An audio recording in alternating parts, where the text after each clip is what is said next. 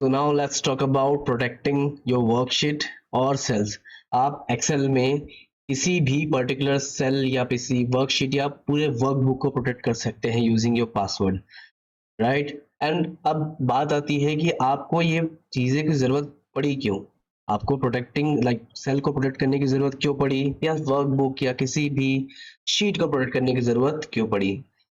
देखिए क्या होता है, एक्सेल इतना पावरफुल है कि आप सिर्फ और सिर्फ आप नहीं, आपकी पूरी टीम एक फाइल पे वर्क कर सकती है।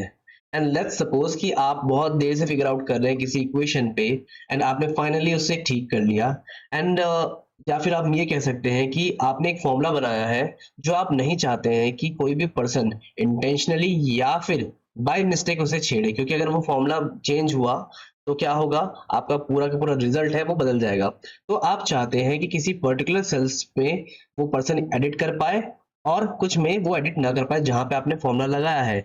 या फिर हम ये कह सकते हैं कि आप किसी पर्सन को कोई अपने वर्कबुक दी हुई है, आप चाहते हैं वो सिर्फ और सिर्फ रीड करे, बट उसमें कोई भी एडिट ना कर पाए, आपने सिर्फ और सिर्फ रीडिंग पर्पस के लिए उसे दी हुई है। तो इन सभी पर्पस के या फिर इन सभी रीजंस की वजह से आप सेल्स को या फिर शीट को प्रोटेक्ट करना चाहते हैं। एक बहुत ही अच्छी बात यह है कि बाय डिफॉल्ट जो एक्सेल है वो आपके सारे सेल्स को लॉक रखता है, बस आपको पता नहीं होता है क्यों, क्योंकि हमने उस शीट को प्रोटेक्ट नहीं किया। जब तक आप किसी शीट को प्रोटेक्ट नहीं करेंगे तब तक आपको पता नहीं चलेगा कि आपका सेल लॉक्ड है या नहीं। बाय डिफॉल्ट आपका लॉक्ड होता है, बट वो तब तक वर्क नहीं करेगा जब तक आप शीट को लॉक या प्रोटेक्ट नहीं करते हैं। ओके, चलिए स्टार्ट करते हैं। अब देखिए यहाँ पे क्या है कि हमारे पास कुछ एक कंपनी का डेटा है जिसका नेम हमें मेंशन किया हुआ है। नेम्स है वहाँ पे, एंड उनकी मंथ की अलग अलग डेट्स कुछ कुछ वैल्यूज दी हुई है, एंड उसके करस्पॉन्डिंग हमारी टोटल वैल्यू, हमारा जो टोटल वैल्यू है वो आ चुका है। यहाँ पे आपको दिख रहा होगा फॉर्मूला बना हुआ है। इन द सेम वे हमने इसी टोटल वैल्यू पे कुछ कमीशन लगाया है, अगेन एक फॉर्मूला लगाया है, एंड उस पे ही हमने बोनस लगाया है जो कि अगेन एक फॉर्मूला है। एंड मैं चाहता हूँ कि जिस पर्सन को मैं ये शीट दूँ वो क्या करे, वो सिर्फ और सिर्फ इन वैल्यूज को ऐड करे, एंड वो बाय डिफॉल्ट बाकी चीजें क्या हो जाएंगी, कैलकुलेट हो जाएंगी। मैं नहीं चाहता कि वो पर्सन इसको कोई भी चेंजेस करे इन पर्टिकुलर सेल्स में।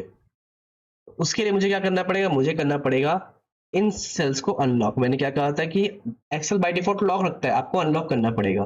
तो एक तरीका है कि मैं उन सारे सेल्स को सिलेक्ट करूं जिसे मुझे अनलॉक रखना है, जैसे कि ये पार्ट हो गया, एंड ये मैं कंट्रोल को सिलेक्ट करके रखूंगा तो ये सारी चीजें सिलेक्ट होते जाएंगी, राइट? जैसे ये हो गया कमीशन रेट, दीज थिंग्स। अब देखो, मल्टीपल सेक्शंस को एक साथ सिलेक्ट करना थोड़ा सा कॉम्प्लिकेट टास्क है, और एक्सेल आपकी ये प्रॉब्लम समझता है, और इसलिए उसने एक टूल भी बना रखा है जिससे आप इजीली ये सारी चीजें फाइंड आउट कर सके। अब जैसे मैंने ये कहा कि जो वैल्यूज जो मुझे चेंजेस करने हैं, जो मैं कंट्रोल क्लिक करके सिलेक्ट कर रहा हूँ, these are nothing but the called constants. ऐसी वैल्यूज जो कांस्टेंट है, जो चेंज नहीं हो रही है, आप इसे चेंज कर सकते हैं अपने अकॉर्डिंग। तो ये जो कांस्टेंट्स है ये एक्सेल आपको खुद ढूंढ के देगा। उसके लिए आपको क्या करना है, in home ribbon you just go all the way to this search option. इस सर्च ऑप्शन पे जाएंगे एंड आपको मिलेगा, this is the fourth option, that is the go to special.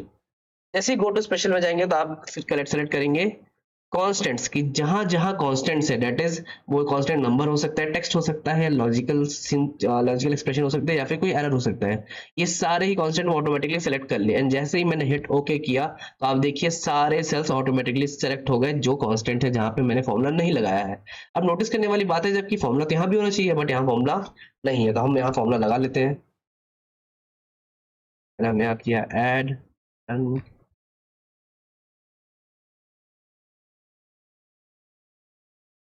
अब अगर हम फाइंड एंड सर्च करेंगे एंड सेम फॉर्मूला लगाते हैं, कांस्टेंट्स, एंड हिट ओके।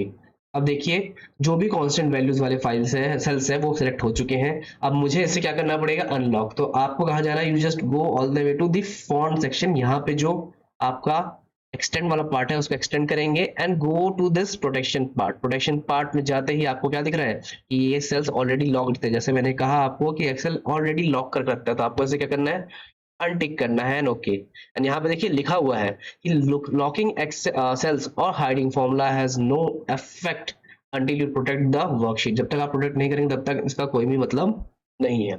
अब मुझे क्या करना है, ये चीजें एडिटेबल रखनी है, बाकी चीजों का एडिट नहीं करना है। तो अब मैं क्या करूंगा, मैं करूंगा सेल को प्रोटेक्ट। तो उसके लिए just all the way go you just go to review section में आपको एक पार्ट मिलेगा, दैट इज प्रोटेक्ट शीट और प्रोटेक्ट वर्कबुक। आप किसी पर्टिकुलर शीट को प्रोटेक्ट कर सकते हैं या एंटायर वर्कबुक को प्रोटेक्ट कर सकते हैं। मैं अभी सिर्फ और सिर्फ शीट को प्रोटेक्ट करना चाहता हूँ, एंड मैं कोई भी पासवर्ड नहीं रखना चाहता क्योंकि अभी मैं भूल जाऊंगा, तो मैंने लिखा ओके एंड डन। अब कोई भी शीट प्रोटेक्टेड है या नहीं, ये कैसे पता चलेगा? आपको इस वाले रिव्यू सेक्शन से पता चलेगा कि वो प्रोटेक्टेड है या नहीं। जैसे कि ये सेक्शन, ये जो शीट है वो प्रोटेक्टेड है, तो यहाँ पे आपको दिख रहा है अनप्रोटेक्ट शीट। ओके, चलिए एक बार ट्राई करके देखते हैं कि क्या मैं इस टोटल को एडिट कर पा रहा हूँ। जैसे ही मैंने डबल क्लिक किया तो आपको क्या दिख रहा है? द सेल और the chart you are trying to change is on a protected sheet. ये प्रोटेक्टेड शीट में है, बट अगर मैं इन पार्ट्स को एडिट करना चाहूँ, लेट्स से मैं यहाँ पे लिखा 50, तो जैसे ही मैंने 50 लिखा वो तो एडिट हो गया क्योंकि मैंने सेल को लॉक नहीं किया था, बट उसके करस्पॉन्डिंग जो फॉर्मूला है उस पर अगर मैं एडिट करना चाहूँ तो एडिट नहीं हो सकता, राइट? अब यहाँ पे एक और पार्ट आता है कि क्या मैं किसी पर्टिकुलर पर्सन को या किसी पर्टिकुलर रेंज को एडिट करने दे सकता हूँ? बिल्कुल दे सकता हूँ। जब आप एक टीम में वर्क कर रहे होते हैं तो एक्सेल आपको अलाउ करता है एक साथ वर्क करने के लिए, जिसके लिए आपको क्या चाहिए? एक सर्वर चाहिए, एक कॉमन सर्वर चाहिए या होस्ट पीसी होगा जो कॉमन नेटवर्क पे काम करेगा। उस चीज को जब आप करेंगे तब आपके पास ये एक्शन एनेबल, ये जो पार्ट है एनेबल हो जाएगा, that is allow edit ranges. आप पर्टिकुलर रेंज को एडिट कर सकते हैं एंड ऑल्सो आपको शेयर करके आप अनशेयर भी यहाँ से कर सकते हैं। तो this is all about the protection of cells and the worksheet और दी वर्कबुक। तो कोई भी डाउट हो आपको तो आप कमेंट सेक्शन में पूछ सकते हैं, एंड बस एक लेक्चर बचा है, फिर हम इस मॉड्यूल को रैप अप करेंगे। At the same time you also go through these same things along with me। मैं ये सारे ही जो शीट्स है, वर्कशीट्स है, ये आपको कमेंट सेक्शन एंड डिस्क्रिप्शन में दे दूंगा, so download it from there and just go with me in all the lectures। So till then, bye bye, have a good day।